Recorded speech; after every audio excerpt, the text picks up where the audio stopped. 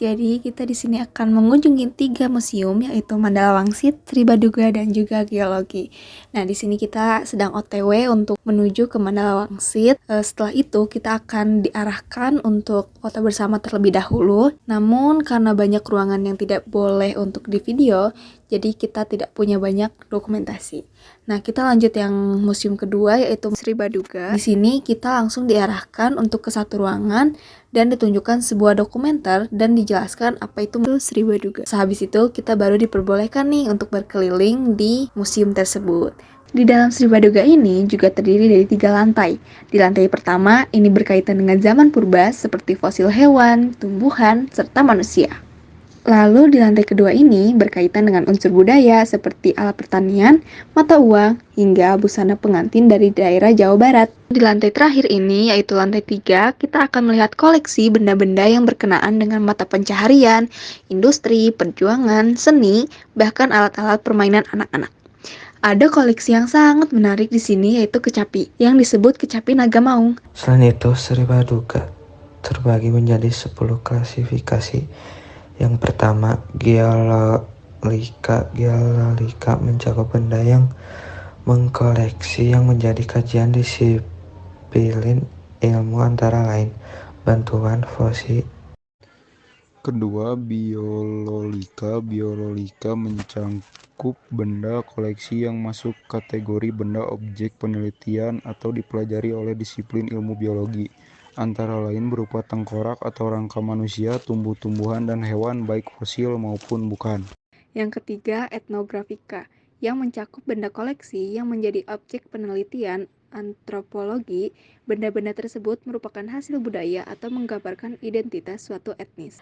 Arkeologika, benda koleksi yang merupakan hasil budaya manusia masa lampau yang menjadi objek penelitian arkeologi. Benda-benda tersebut merupakan hasil tinggalan budaya sejak masa prasejarah sampai masuknya pengaruh barat. Kelima, historika. Benda koleksi yang mempunyai nilai sejarah dan menjadi objek penelitian sejarah serta meliputi kurun waktu sejak masuknya pengaruh barat sampai sekarang atau sejarah baru.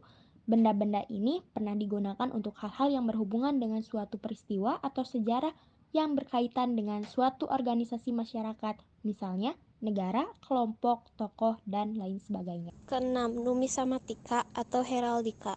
Numismatika adalah setiap mata uang atau alat tukar atau token yang sah. Heraldika adalah setiap tanda jasa, lambang, dan tanda pangkat resmi, termasuk cap atau stempel.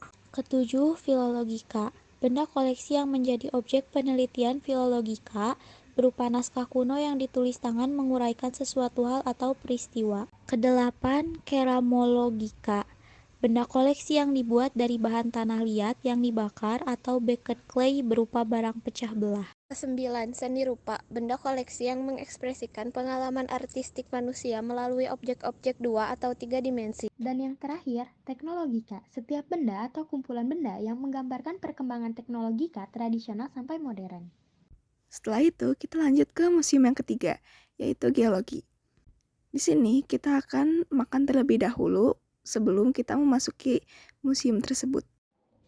Museum geologi terbagi menjadi 2 lantai dengan koleksi yang berbeda-beda. Koleksi berbagai jenis batuan yang terdiri dari batuan beku, batuan sedimen klastik atau mekanis, batuan sedimen prekolastik, batuan malihan, batuan metamor kontak atau sentuh atau termal, bantuan metamor tekan atau dinamo atau kataklastik, batuan metamor regional atau dinamo termal. Selanjutnya berkunjung ke lantai 2. Di lantai ini menjelaskan tentang berbagai jenis potensial sumber daya mineral dan energi serta tanah. Di sini juga terdapat simulasi gempa dan berbagai koleksi seperti mineral logam dari tembaga dan lain-lain. Kita juga akan menampilkan beberapa dokumentasi berupa foto yang berada di geologi.